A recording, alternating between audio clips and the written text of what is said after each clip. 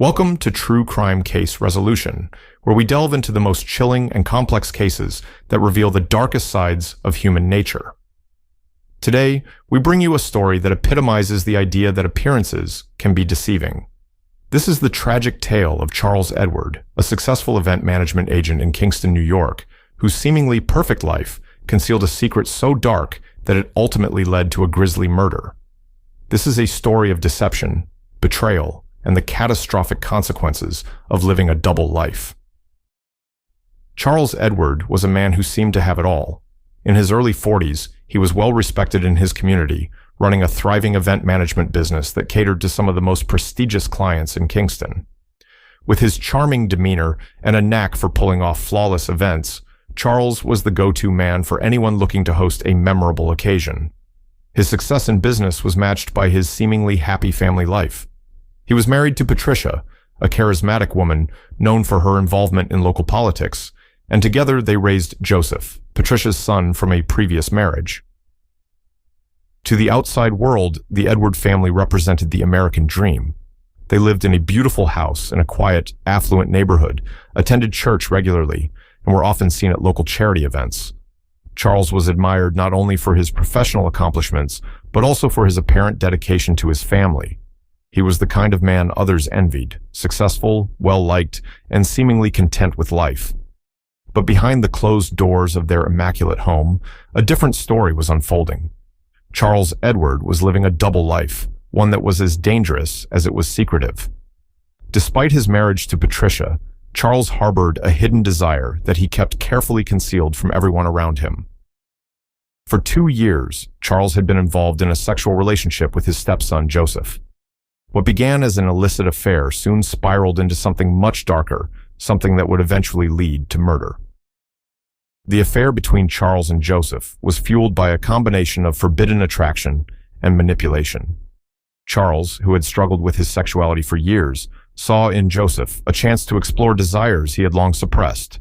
Joseph, on the other hand, was a young man caught in a web of confusion and control. At first, he was seduced by the attention and power that came with being involved with a man like Charles.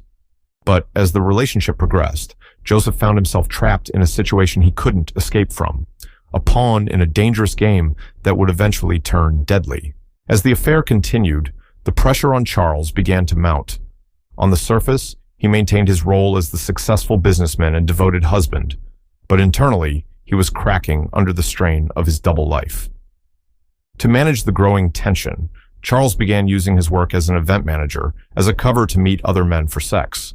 He would schedule showings of properties and use the homes as secret meeting places, ensuring that his hidden life remained undiscovered. But the more Charles tried to compartmentalize his life, the more difficult it became. The stress of maintaining 2 separate existences began to take its toll. His relationship with Patricia grew increasingly strained, and his behavior at work became erratic. Colleagues and clients noticed the changes, but no one could have imagined the real reason behind them. Charles was spiraling out of control, and the cracks in his carefully constructed facade were beginning to show. Things reached a breaking point when Patricia, who had long suspected that something was amiss, discovered the truth about the affair. But instead of confronting Charles or ending the marriage, Patricia made a shocking decision. She chose to exploit the situation to her advantage. Patricia was a woman with ambitions of her own. She was eyeing a significant role in local politics and knew that any scandal involving her husband could ruin her chances. Rather than allow Charles's reckless behavior to jeopardize her future, Patricia pressured Joseph to continue the affair, hoping that by doing so, she could keep Charles under control and prevent him from causing any public embarrassment. Joseph, already struggling with the guilt and shame of his involvement, now found himself caught between his stepfather's manipulation and his mother's cold pragmatism. The situation became increasingly volatile, with tensions simmering just below the surface. Charles, Patricia, and Joseph were locked in a twisted, toxic triangle, each pushing the other toward a breaking point. The tipping point came one fateful evening when a heated argument erupted between Charles and Joseph in the basement of their home. The confrontation had been building for weeks, the pressure finally reaching a boiling point. Fueled by a combination of anger, fear, and desperation, Joseph lashed out at Charles in a fit of rage. The altercation quickly turned violent, and in the heat of the moment, Joseph grabbed a nearby piece of rope and began to strangle Charles. The struggle was brief but intense, and when it was over, Charles Edward lay dead on the basement floor, his once successful life brought to a brutal end. Joseph was in shock. The reality of what he had done slowly began to sink in as he stared at the lifeless body of his stepfather. The man who had controlled and manipulated him for so long was gone, but the consequences of his actions were only just beginning to unfold. Panicked and unsure of what to do next, Joseph attempted to clean up the scene, wrapping Charles's body in the same rope he had used to strangle him. But his attempts at covering up the crime were futile. The truth was about to come out, and when it did, it would shock the entire community. After the murder, Joseph was left in a state of shock, his mind racing with fear and confusion. The enormity of what he had done weighed heavily on him as he attempted to clean up the scene. He wrapped Charles's lifeless body in the rope he had used to strangle him, hoping to conceal the evidence of his crime. But in his panic, Joseph made critical mistakes that would soon lead detectives straight to him. When Patricia returned home later that evening, she found the house eerily quiet. There was no sign of Charles, and Joseph was behaving strangely. He was distant, avoiding eye contact, and his hands trembled as he spoke. Patricia, ever the pragmatist, immediately sensed that something was wrong. She questioned Joseph, demanding to know what had happened, but Joseph, overwhelmed by guilt, refused to speak. It wasn't until Patricia discovered the basement door ajar, with the faint smell of cleaning products lingering in the air, that she knew something terrible had occurred. Upon entering the basement, Patricia was met with a horrifying sight. Charles's body, wrapped in rope, lying motionless on the cold concrete floor. The reality of the situation hit her like a tidal wave. Her husband was dead, and her son was the killer. For a moment, Patricia considered covering up the crime, just as she had covered up so many of Charles's indiscretions over the years. But she quickly realized that this was different. This was murder, and there would be no way to hide it. Panicked, Patricia decided to do the unthinkable. She called the police, fabricating a story of a home invasion gone wrong. She claimed that she had come home to find Charles dead and Joseph missing, hoping to throw the authorities off the scent. But when the police arrived and began their investigation, it didn't take long for them to see through Patricia's lies.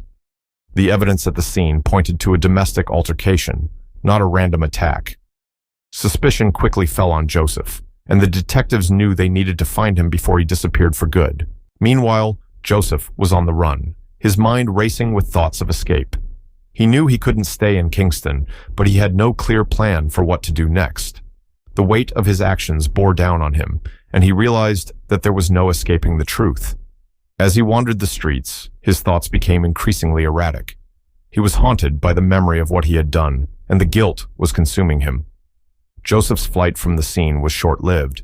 Within hours, the police had tracked him down, using surveillance footage from a nearby convenience store to trace his movements. When they found him, Joseph was disheveled and disoriented, a far cry from the confident young man he once was. He didn't resist arrest. Instead, he broke down in tears, confessing to the murder of his stepfather on the spot.